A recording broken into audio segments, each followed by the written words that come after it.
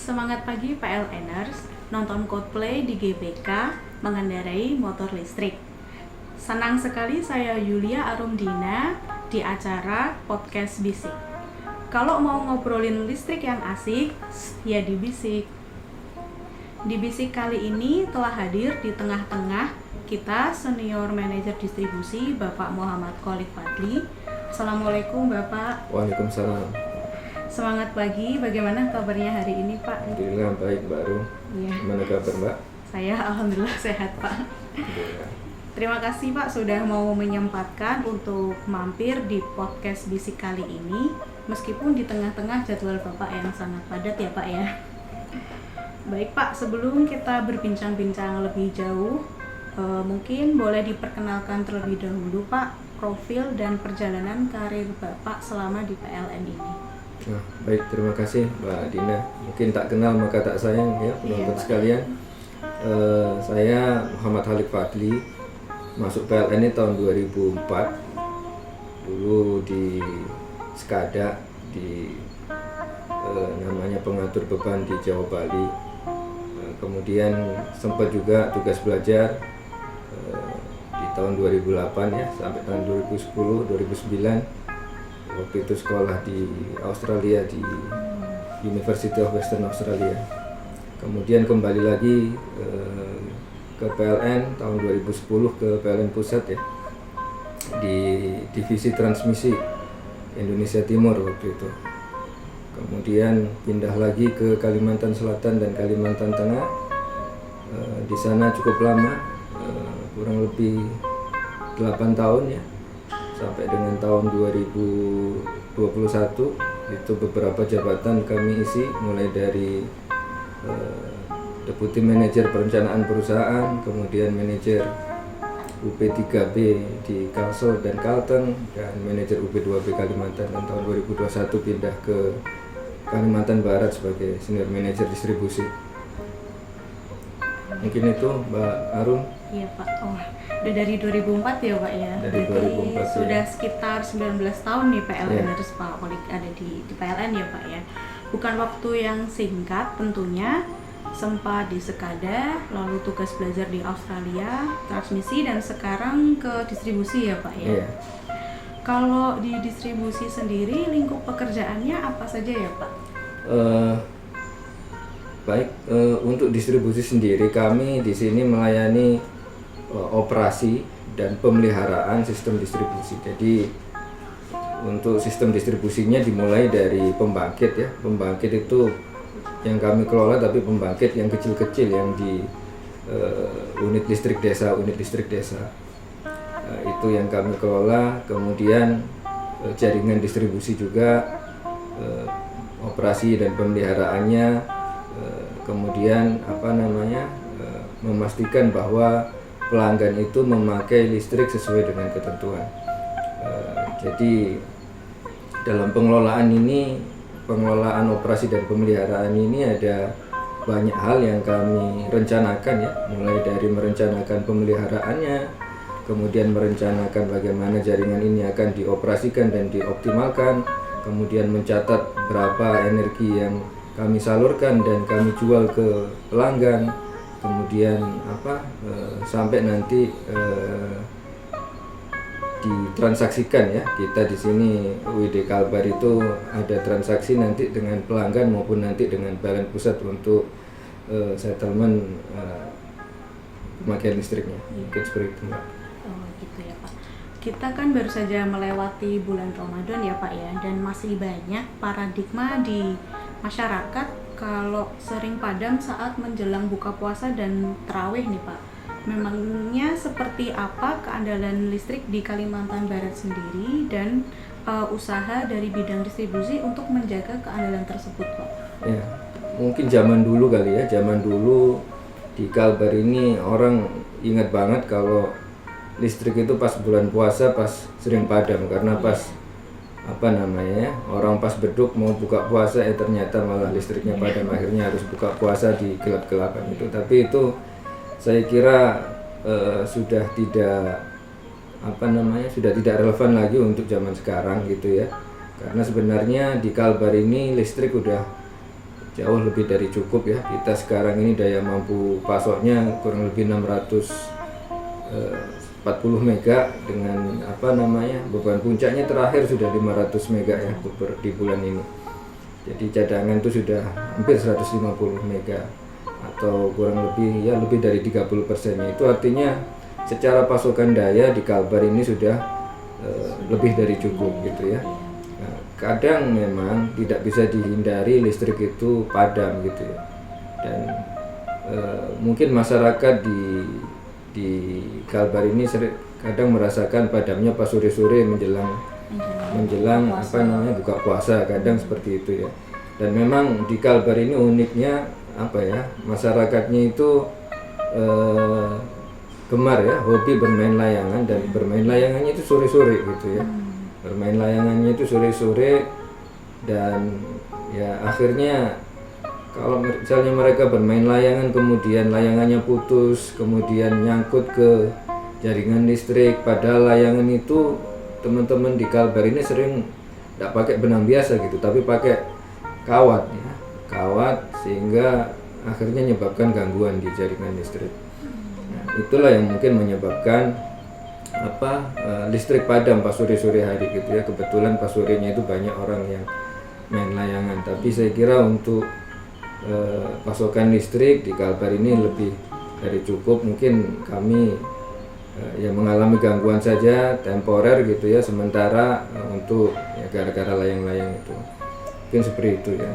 Jadi sebenarnya dari pasokan listrik sudah memenuhi ya Pak ya. Yeah. Cuman sesekali permasalahan listrik padam itu karena benang layangan. Mungkin dari Electrizen bisa untuk lebih hati-hati bermain layangan. Mungkin dari kita juga tidak melarang Electrizen buat bermain layang-layang ya Pak ya. Jangan ya, kita tidak melarang gitu ya. Electrizen silahkan bermain layang-layang, tapi pada tempatnya. Ya, pastikan pada tempatnya, dan dan gunakan peralatan tuh yang tidak membahayakan gitu ya. Tolong jangan pakai kawat gitu ya di talinya itu. Jadi pakai saja benang biasa. Seandainya kasus terburuknya harus nyangkut, itu tidak terlalu mengganggu ke peralatan listrik kita. Kalau sudah pakai kawat ini ya langsung menyebabkan gangguan seketika gitu ya, bisa sampai putus kabel listriknya itu. Kalau sudah putus, penormalannya jadi lama gitu ya, padamnya pelanggannya jadi lama ya.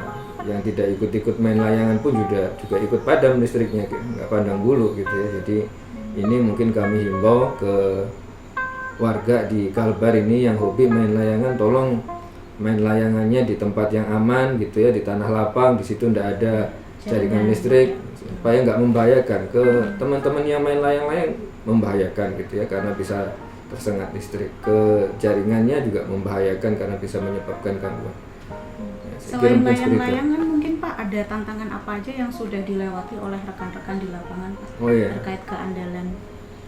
Jadi 90% gangguan kami itu ya pohon, kemudian yang kedua layang-layang gitu ya. Jadi kalau di kota itu, misalnya di kota-kota Pontianak ini 50% sampai 60% itu layang-layang. Tapi kalau di kampung-kampung, itu 90% sudah pohon lah ya penyebabnya. Jadi penyebab dominan gangguan di Kalbar ini sebenarnya kalau tidak layang-layang ya pohon. Pohon ini teman-teman semua, ini kami juga tidak tinggal diam gitu ya. Ya kami tahu jaringan listrik itu kadang melewati kebun warga, kadang melewati pohon-pohon yang untuk penghijauan di sepanjang jalan dan lain sebagainya. Nah, itu kami mohon partisipasinya jika memang ada pohon yang mungkin terlewati kemudian menyentuh jaringan distribusi, jaringan listrik, ya itu mohon bisa dibantu supaya ya bisa dipangkas ataupun ditebang pohonnya ya. Karena ya pohon yang tersentuh jaringan listrik itu ya selain menyebabkan gangguan, itu berbahaya gitu ya, berbahaya untuk pemilik pohon tersebut gitu ya. Kalau nanti dia misalnya ini pohon rambutannya lagi ada berbuah, sementara di situ ada kabel nempel, Nah itu membahayakan kalau misalnya dia mau memanen pohon rambutan tersebut gitu ya, bisa nyetrum gitu ya. Bisa nyetrum pas gara-gara kesentuh langsung, atau bisa nyetrum gara-gara pas misalnya dia pakai galah kemudian nyenggol-nyenggol galahnya ini ke jaringan distribusi. Jadi mohon bisa dipahami masyarakat semua bahwa listrik itu membantu untuk kehidupan kita sehari-hari di satu sisi, tapi di sisi lain dia juga punya bahaya yang harus kita kelola dengan baik gitu. Mungkin seperti itu, Mbak. Tadi tantangan kita kan di pohon dan di layang-layang ya Pak ya. Mungkin ini pertanyaan terakhir Pak, pesan apa yang ingin Bapak sampaikan untuk teman-teman PLNers dan Electrizen yang sedang menonton podcast ini? Ya, jadi teman-teman semua, untuk PLNers kita di sini PLN sudah komitmen ya untuk melakukan transformasi sesuai dengan arahan dari direksi PLN bahwa kita akan berubah menjadi green, lean, customer focus dan inovatif. Nah itu semua kita laksanakan dengan sungguh-sungguh gitu ya, dengan melakukan digitalisasi yang Yantek yang dulunya terserak-serak itu sekarang dengan adanya aplikasi Yantek Mobile sepenuhnya bisa kita kendalikan.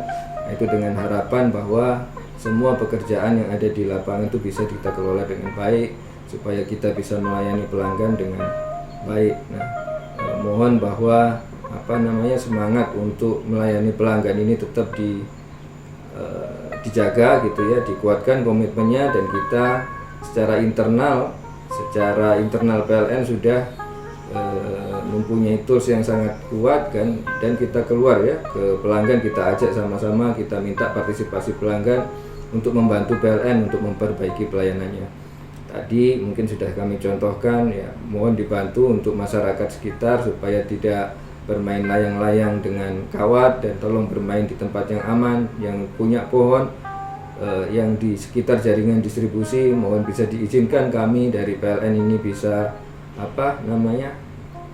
bisa melakukan pemeliharaan terhadap jaringan kami dengan memangkas pohon-pohon tersebut. Dan jika nanti bapak-bapak semua punya pohon ataupun pekerjaan di sekitar jaringan distribusi, jangan ragu untuk menghubungi PLN untuk meminta pengamanan ya terhadap pekerjaan yang sedang Bapak Ibu lakukan.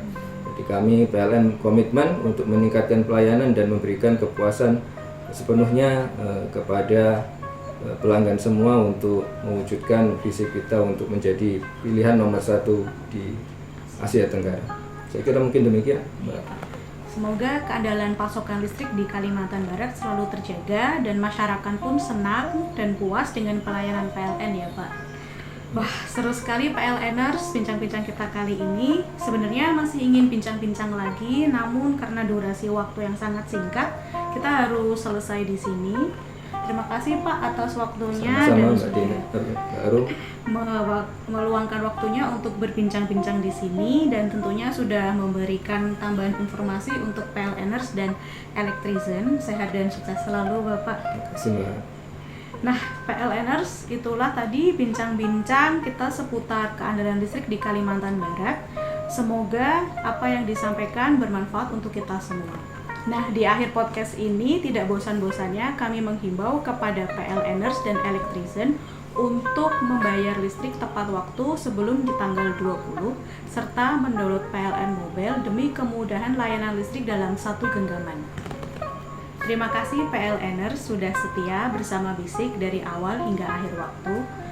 Pelatih Timnas Indonesia Indra Sapsri membuat Indonesia juara adalah targetnya. Saya Yulia Arundina pamit undur diri, sampai jumpa di podcast Bisik selanjutnya. Ngobrolin listrik yang asik, setia di Bisik.